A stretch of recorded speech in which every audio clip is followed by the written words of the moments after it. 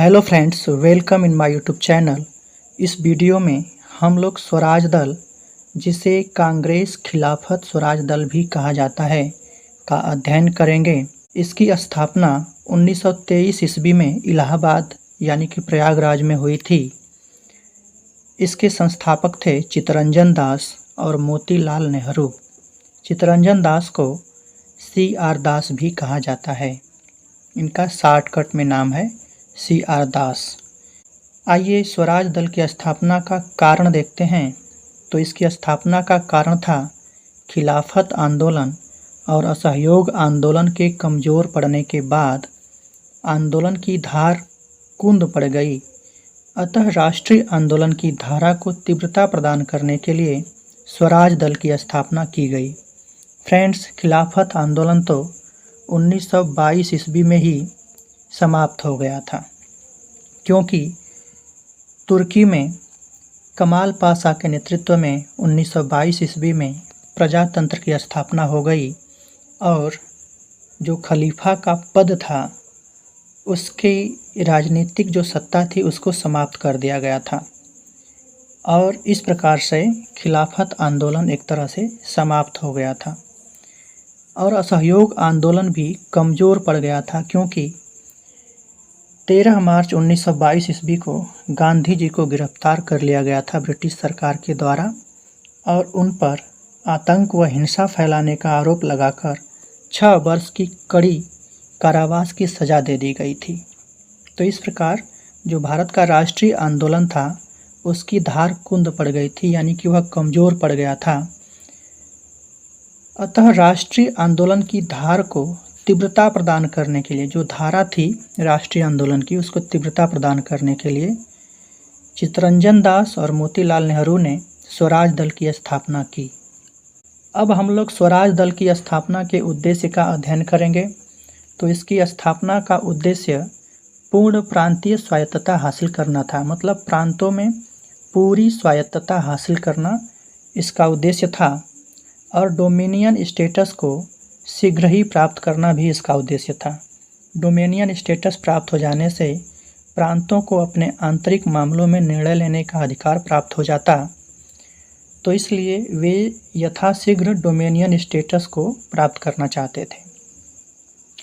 साथ ही ब्रिटिश सरकार के लिए अधिक से अधिक मुश्किलें खड़ा करना, ब्रिटिश सरकार को शासन प्रशासन के संचालन में अधिक से अधिक मुश्किलें खड़ी करना भी स्वराज दल की स्थापना का उद्देश्य था, ताकि ब्रिटिश सरकार परेशान हो जाए और भारत को स्वतंत्र करने के बारे में विचार करने लगे। अब आइए स्वराज दल का अंत पढ़ लेते हैं। 1925 ईस्वी में चित्तरंजन दास की मृत्यु हो गई और उनकी मृत्यु के बाद यह पार्टी शिथिल पड़ गई, यानी कि कमज़ोर पड़ गई और 1926 ईस्वी में इस पार्टी का अंत हो गया, यानी कि स्वराज दल का अंत 1926 ईस्वी में हो गया। अब हम लोग काकोरी कांड को पढ़ेंगे। काकोरी कांड का नाम उत्तर प्रदेश सरकार ने काकोरी ट्रेन एक्शन रख दिया है। 9 अगस्त 1925 ईस्वी को भारतीय स्वतंत्रता संग्राम के क्रांतिकारियों द्वारा ब्रिटिश राज के विरुद्ध युद्ध छेड़ने की इच्छा से हथियार खरीदने के लिए ब्रिटिश सरकार का ही खजाना लूटने की ऐतिहासिक घटना घटी। फ्रेंड्स, 9 अगस्त 1925 ईस्वी को भारतीय स्वतंत्रता संग्राम के जो क्रांतिकारी थे उनके द्वारा ब्रिटिश राज के विरुद्ध युद्ध छेड़ने की इच्छा से हथियार खरीदने के लिए ब्रिटिश सरकार का ही खजाना लूटने की ऐतिहासिक घटना घटी, जिसे काकोरी कांड के नाम से जाना जाता है। इसमें ट्रेन में डकैती डाली गई थी और ट्रेन में डकैती डाल करके सरकारी खजाने को लूटा गया था। तो इस ट्रेन डकैती में जर्मनी के बने 4 माउजर पिस्तौल काम में लाए गए थे। मतलब इस ट्रेन में डकैती करने के लिए जर्मनी में निर्मित, जर्मनी में बनी 4 माउजर पिस्तौल का उपयोग किया गया था। इन माउजर पिस्तौलों के पीछे लकड़ी का बना एक और कुंदा लगाकर इसको राइफल की तरह उपयोग किया जा सकता था। मतलब ये जो माउजर पिस्तौलें थीं जर्मनी निर्मित, जर्मनी में बनी, उनमें लकड़ी का एक और कुंदा लगा करके इनका राइफल की तरह उपयोग किया जा सकता था।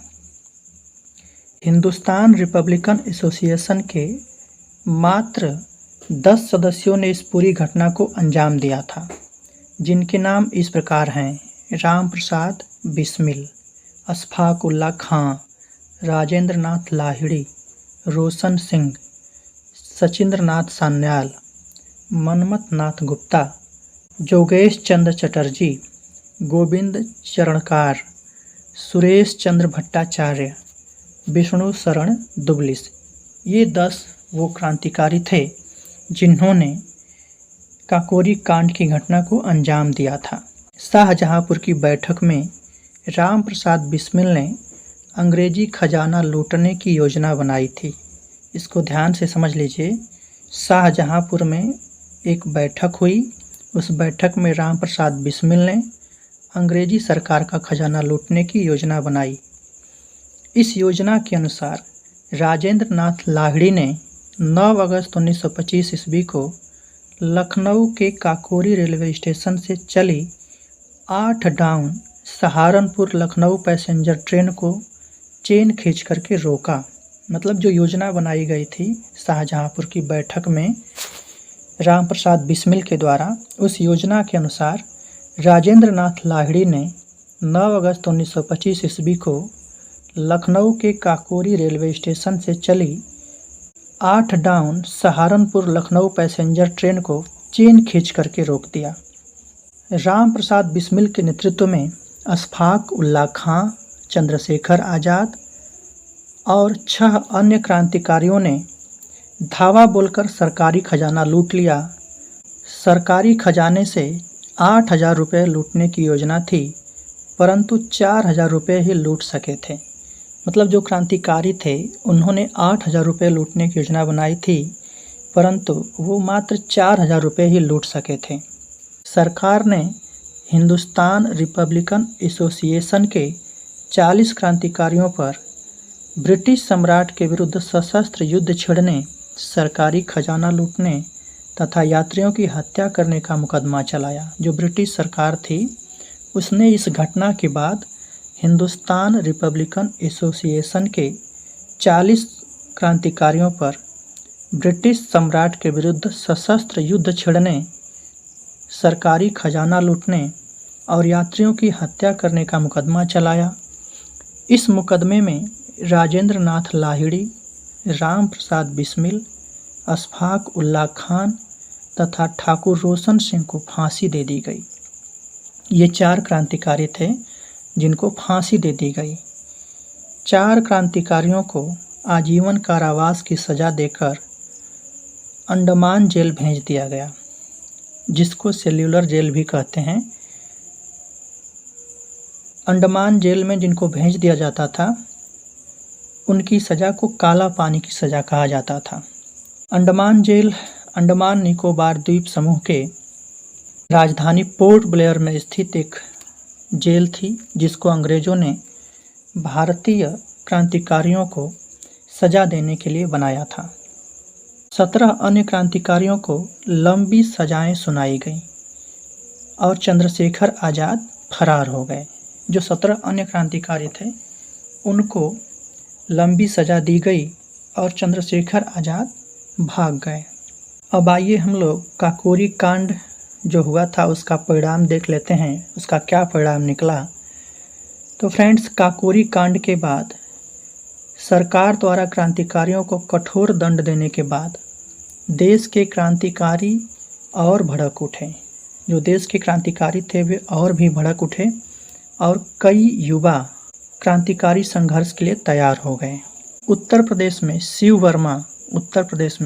वर्मा, जयदेव कपूर तथा विजय कुमार सिन्हा, पंजाब में भगत सिंह, सुखदेव तथा भगवती चरण बोहरा ने चंद्रशेखर आज़ाद के नेतृत्व में हिंदुस्तान रिपब्लिकन एसोसिएशन को पुनः संगठित करने का कार्य प्रारंभ कर दिया।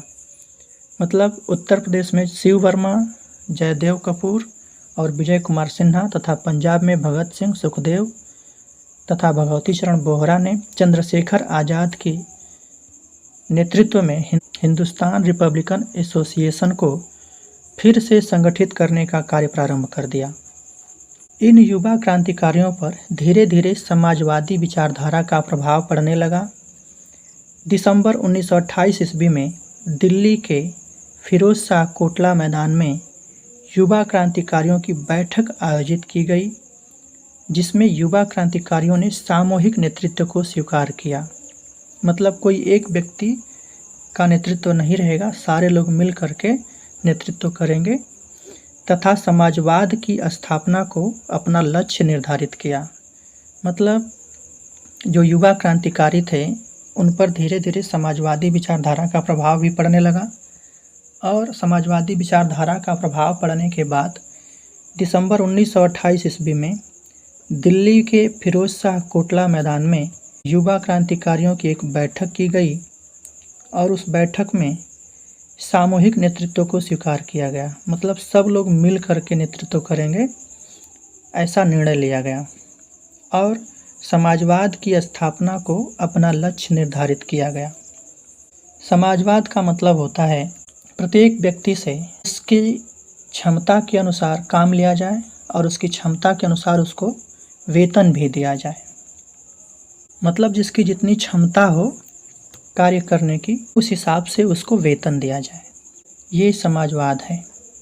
इसी बैठक में यानी कि दिसंबर 1928 ईस्वी में दिल्ली के फिरोज शाह कोटला मैदान में जो बैठक हुई थी युवा क्रांतिकारियों की, इसी बैठक में हिंदुस्तान रिपब्लिकन एसोसिएशन का नाम बदल करके हिंदुस्तान सोशलिस्ट रिपब्लिकन एसोसिएशन रख दिया गया। इसी बैठक में हिंदुस्तान रिपब्लिकन एसोसिएशन का नाम बदल करके हिंदुस्तान सोशलिस्ट रिपब्लिकन एसोसिएशन रख दिया गया, क्योंकि उन पर समाजवादी विचारधारा का, सोशलिस्ट विचारधारा का प्रभाव पड़ गया था। इसीलिए उन्होंने हिंदुस्तान रिपब्लिकन एसोसिएशन का नाम बदल करके हिंदुस्तान सोशलिस्ट रिपब्लिकन एसोसिएशन रख दिया। तो फ्रेंड्स, ये था हमारा आज का वीडियो को लाइक कीजिए, शेयर कीजिए और चैनल को सब्सक्राइब कर लीजिए तथा बेल आइकन को प्रेस कर लीजिए। धन्यवाद।